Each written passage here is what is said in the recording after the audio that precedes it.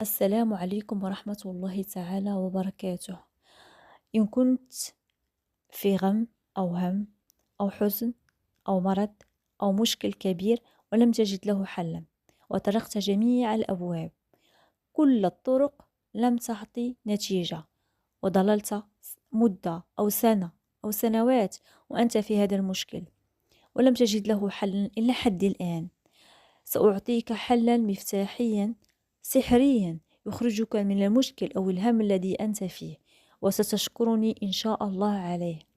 مفتاح بسيط جدا، لا يحتاج لا إلى مال ولا إلى جهد كبير، يحتاج منك ترديد الصلاة على النبي عليه الصلاة والسلام.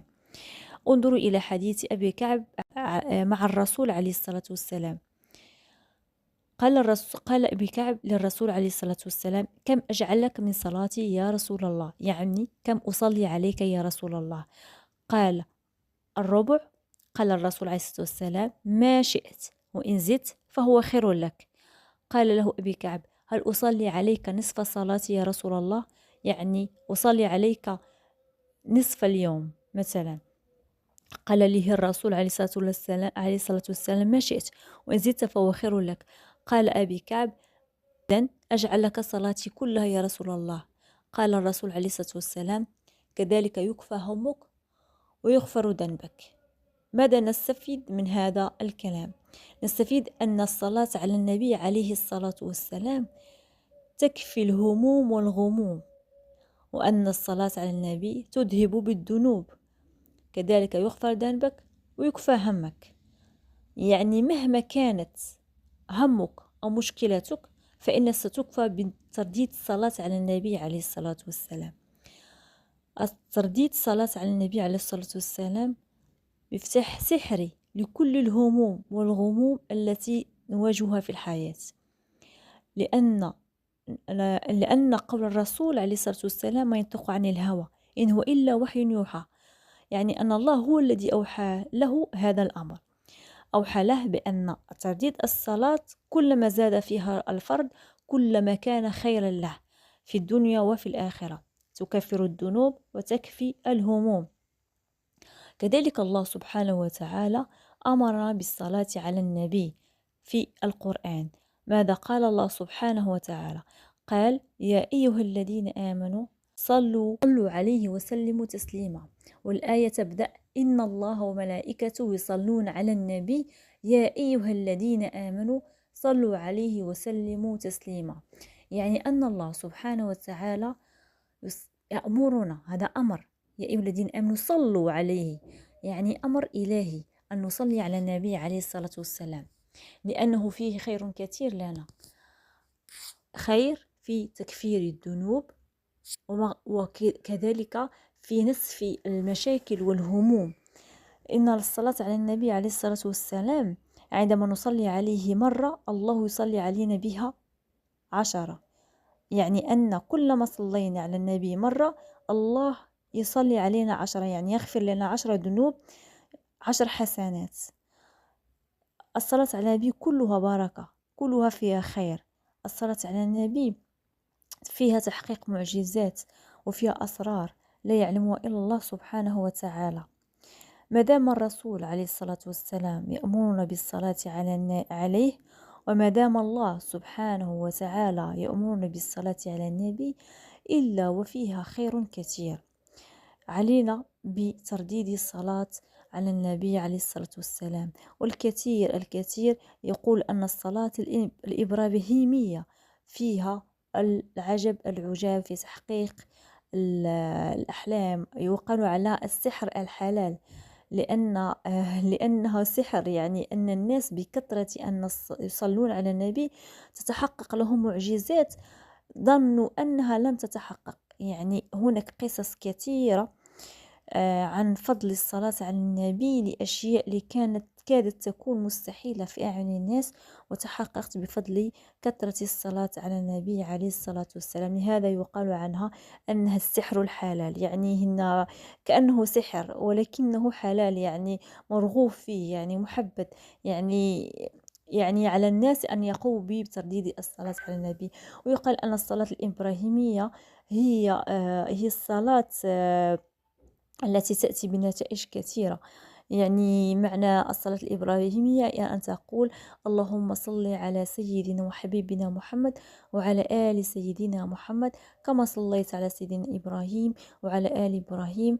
اللهم بارك على سيدنا وحبيبنا محمد كما باركت على إبراهيم وعلى آل إبراهيم بالعالمين إنك حميد مجيد.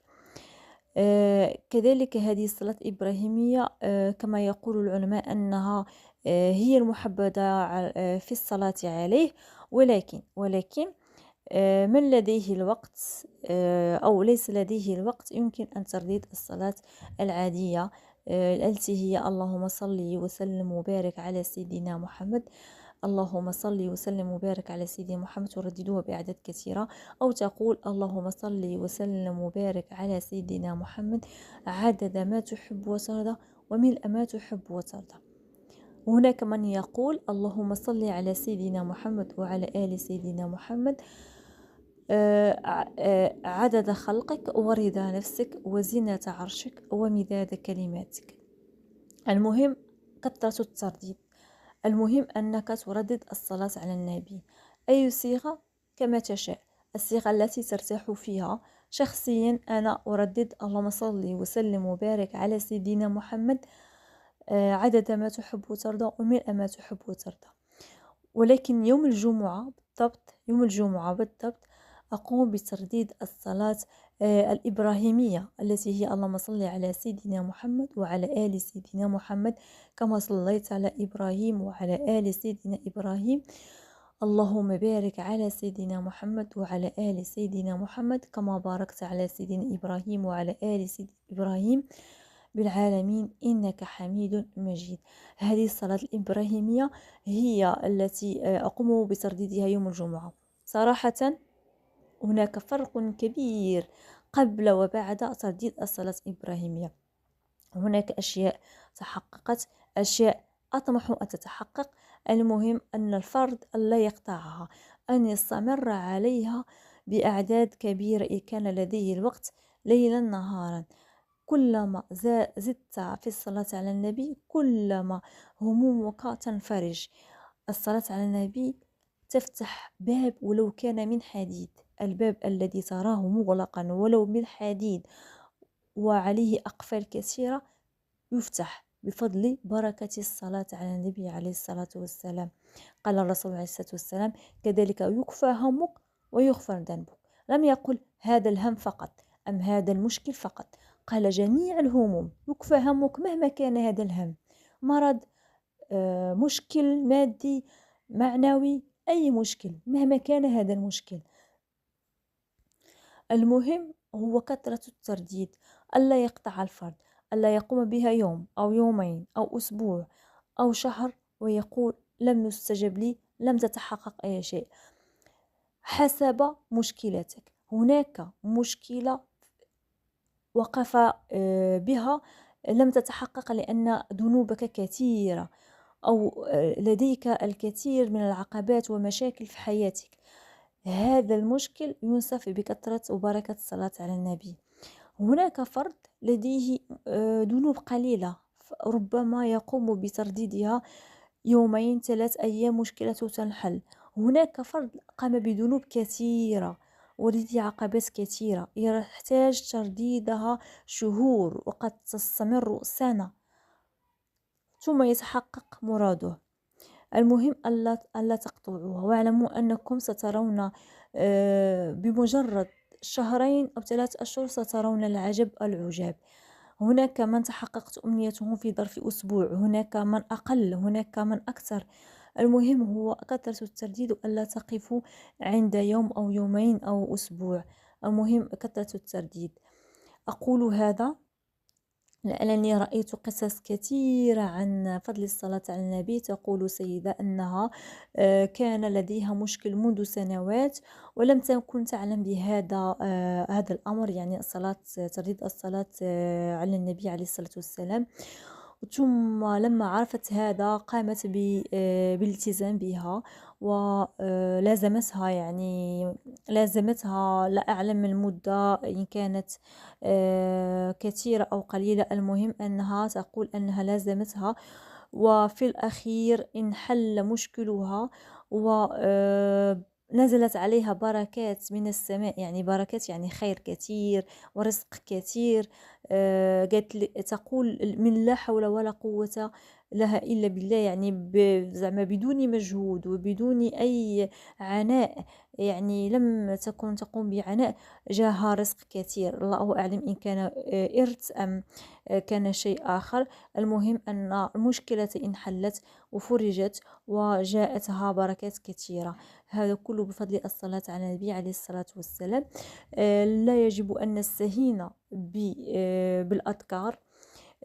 والله سبحانه وتعالى ويقول والمستغفرين بالأسحار، فحتى ترديد الصلاة على الإبراهيمية كأنها نوع من الاستغفار، لأنها تحط عنك الذنوب، كذلك يغفر ذنبك ويكفى همك، يعني أنها تكفي الذنوب، يعني كأنها نوع من الاستغفار.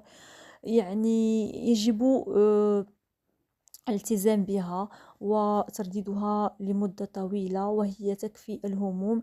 وأقول صلوا على النبي عليه الصلاة والسلام. اللهم حقق جميع أمانيكم ويعطيكم حتى يرضيكم، ولا تنسوني من دعائكم. وأقول هذا، وإن عجبكم الفيديو فلا تبخلوا علي بلايك وتعليق واشتراك في القناة، وما توفيقي إلا بالله، عليه توكلت وإليه أنيب. والسلام عليكم ورحمة الله.